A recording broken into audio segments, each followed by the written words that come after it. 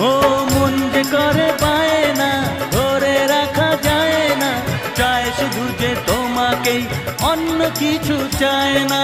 জানাই তোমাকে তা দুটি চোখের ভাষা, এই তো ভালোবাসা।